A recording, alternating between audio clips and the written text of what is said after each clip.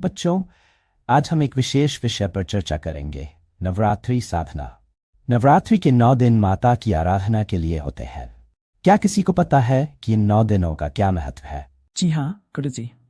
नवरात्रि के दौरान हम माता दुर्गा की पूजा करते हैं और हर दिन माता के अलग अलग रूप की आराधना होती है। और गुरुजी, लोग उपवास भी रखते हैं। क्या ये सिर्फ धार्मिक परंपरा है या इसके पीछे कुछ और भी है?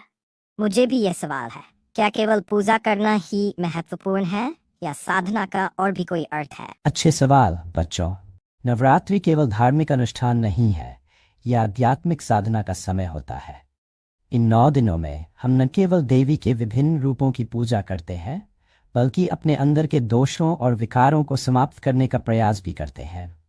इसे आध्यात्मिक शुद्धिकरण कहा जा सकता है। गुरुजी, ये शुद्धिकरण कैसे होता है? आर्यन, नवरात्रि के 9 दिनों को साधना के लिए विशेष रूप से महत्वपूर्ण माना जाता है। इन दिनों में देवी दुर्गा के 9 स्वरूपों शैलपुत्री, ब्रह्मचारिणी, चंद्रघंटा, कुष्मांडा, स्कंदमाता, कात्यायनी, कालरात्रि, महागौरी और सिद्धिदात्री की पूजा होती है। ये 9 स्वरूप हमारे जीवन में 9 अलग अलग गुणों को विकसित करने की प्रेरणा देते हैं। लेकिन गुरुजी, ये साधना कैसे की जाती है? क्या केवल पूजा और व्रत करना ही साधना है?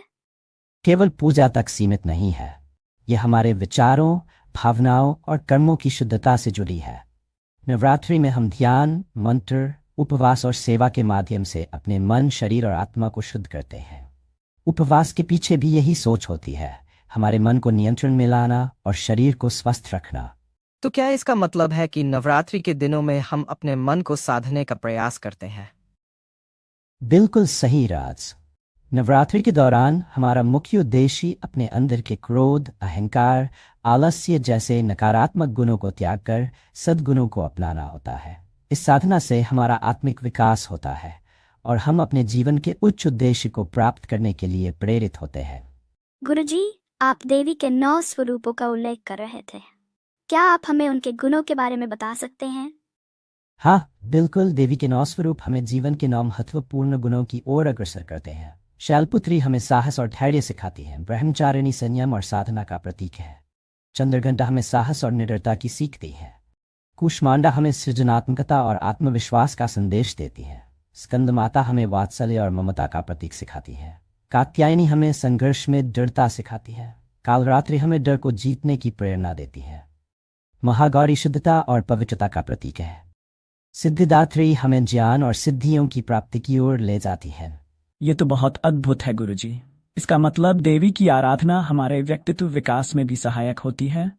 बिल्कुल आर्यन, इन गुणों को अपनाने से हम केवल धार्मिक जीवन ही नहीं जीते, बल्कि एक आदर्श इंसान बनने की ओर भी अग्रसर होते हैं।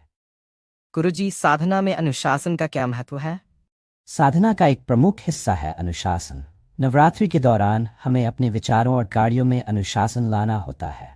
नियमित ध्यान, सही समय पर पूजा और संयमित आहार के माध्यम से हम इस अनुशासन को जीवन में लाते हैं। अनुशासन से ही आत्मनियंत्रण आता है और ये हमें हमारी साधना में सफल बनाता है। लेकिन गुरुजी, यह अनुशासन केवल नवरात्रि तक ही सीमित होना चाहिए या हम इसे जीवन भर अपनाना चाहिए? सीमा, यह एक बहुत ही महत्वपूर्ण प्रश्न है। साधना केवल नवरात्रि तक सीमित नहीं होनी चाहिए, यह एक जीवन भर चलने वाली प्रक्रिया है। नवरात्रि हमें यह अनुशासन सिखाती है ताकि हम इसे अपने जीवन में स्थायी रूप से लागू कर सकें। गुरुजी, आप ध्यान का भी जिक्र कर रहे थे। ध्यान का नवरात्रि साधना में क्या महत्व है? ध्यान एक महत्वपूर्ण साधन है जिससे हम अपनी आंतरिक ऊर्जा को जागृत कर सकते हैं। नवरात्रि के दौरान हम देवी के विभिन्न रूपों का ध्यान करते हैं, जो हमें अपनी आत्मा से जुड़ने में मदद करता है। ध्यान के माध्यम से हम अपने अंदर की नकारात्मकता को दूर कर सकते हैं और सकारात्मक ऊर्जा प्राप्त कर सकते हैं। लेकिन ध्यान करते समय हमें क्या ध्यान में रखना चाहिए? ध्यान करते समय हमें अपने मन को शांत रखना चाहिए और देवी के किसी रूप का ध्यान करना चाहिए। इससे हमें आध्यात्मिक शक्ति मिलती है और हम अपने जीवन के उद्देश्यों को समझने में सक्षम होते हैं। गुरुजी, नवरात्रि का समाज पर क्या प्रभाव पड़ता है? नवरात्रि न केवल व्यक्तिगत साधना का समय है, बल्कि यह समाज को भी सकारात्मक ऊर्जा से भर देती है। इन दिनों में सामूहिक रूप से पूजा और सेवा के कार्य किए जाते हैं, जिससे समाज में एकता और सद्भाव बढ़ता है। जब हम समाज के प्रति सेवा करते हैं तो हम भी उस साधना का हिस्सा बन जाते हैं जो देवी से जुड़ी होती है। गुरुजी, क्या इसका मतलब है कि नवरात्रि के दौरान किए गए कार्य समाज के उत्थान में भी सहायक होते हैं? हाँ राज, नवरात्रि का उद्देश्य केवल व्यक्तिगत पूजा तक सीमित नहीं है। यह समाज में सद्भावना और सेवा का संदेश भी देती है। जो लोग इस दौरान सेवा कार्य करते हैं वे अपने आध्यात्मिक उत्थान के साथ साथ समाज में भी सकारात्मक परिवर्तन लाते हैं। गुरुजी, नवरात्रि के बाद हम अपनी साधना को कैसे जारी रख सकते हैं? साधना कभी समाप्त नहीं होती। नवरात्रि के बाद हमें अपने जीवन में देवी के उन गुणों को बनाए रखना चाहिए जो हमने साधना के दौरान सीखे हैं, जैसे अनुशासन, शुद्धता, साहस और सेवा का भाव। हमें यह सुनिश्चित करना चाहिए कि हमने जो भी सीखा है वह हमारे दैनिक जीवन का हिस्सा बन जाए। तो गुरुजी, इसका मतलब है कि नवरात्रि हमें जीवन भर के लिए प्रेरणा देती है? बिल्कुल सही सीमा। नवरात्रि हमें यह सिखाती है कि हम अपने जीवन में देवी के उन गुणों को अपनाएं और हमेशा अपने आंतरिक और बाहरी जीवन को संतुलित रखें। अंत में बच्चों, नवरात्रि हमें अपने भीतर के दुर्गुणों को समाप्त करने और सद्गुणों को विकसित करने की प्रेरणा देती है। यह साधना का एक समय है।